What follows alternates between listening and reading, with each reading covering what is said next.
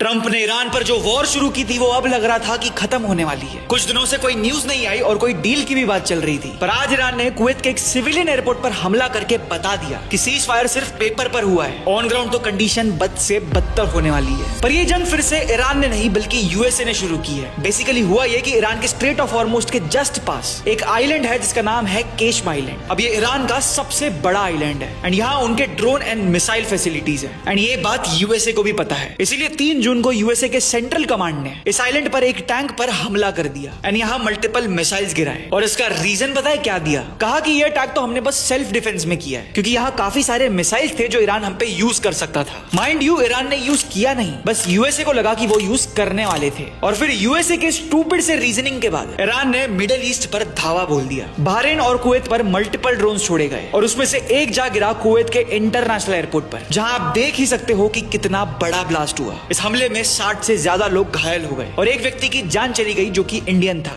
पर भले ही ईरान ने यह अटैक रिटेलिएशन में किया हो, पर एक सिविलियन इंफ्रास्ट्रक्चर पर अटैक करना जस्टिफाइड नहीं है। अब इस अटैक के बाद यूएसए भी प्रिपरेशन मोड में आ गया है, जहां वो यूक्रेन में रखे अपने डिफेंस सिस्टम मिडिल ईस्ट मंगा रहा है। और ये सब कुछ हो रहा है सीज फायर के नाटक के दौरान, जिस पर जब एक रिपोर्टर ने ट्रंप से सवाल पूछा कि आपके लिए सीज फायर का मतलब क्या है, तो आप ट्रंप का जवाब सुनो। Pretty much the way it is. It's a different part of the world. You know, I'd say in that part of the world, ceasefire is when you're shooting in a more moderate manner.